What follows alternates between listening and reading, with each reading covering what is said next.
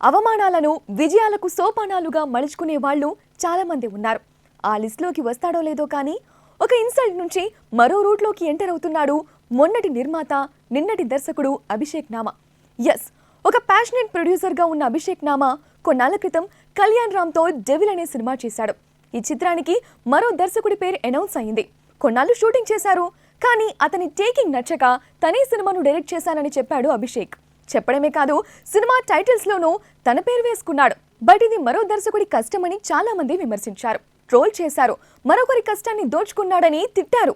మరలా అన్నందుకు కోపం వచ్చిందో లేక నిజంగానే తనలో విషయం ఉందని జనాలకు చెప్పాలనుకున్నాడో కానీ ఈసారి ఎలాంటి ఇష్యూస్ లేకుండా డైరెక్ట్ గా డైరెక్షన్ లోకి దిగాడు. పైగా తనకు ముందు నుంచి కలిసొస్తోన్న హిందూ మైథలాజికల్ థింగ్స్ ను యాడ్ చేసుకుంటూ సినిమా టైటిల్ గా నాగబంధం అని పెట్టాడు. టైటిల్ అనౌన్స్మెంట్, వీడియో గ్లిమ్స్ బాగుంది. ఎక్కువగా విజువల్ ఎఫెక్ట్స్, గ్రాఫిక్స్ ఉండబోతున్నాయని తెలుస్తోంది. పద్మనాభస్వామి టెంపుల్లోని సంపద చుట్టూ తిరిగే కథ అని ఈ అనౌన్స్మెంట్తో అర్థమవుతుంది. ఈ గ్లిమ్స్ అయితే రిచ్ గానే ఉంది. సినిమా కూడా ఆ రేంజ్ క్వాలిటీతో ఉండి మంచి కంటెంట్ పడితే అభిషేక్ దర్శకుడిగాను సత్తా చాటే ఛాన్సెస్ ఉన్నాయి.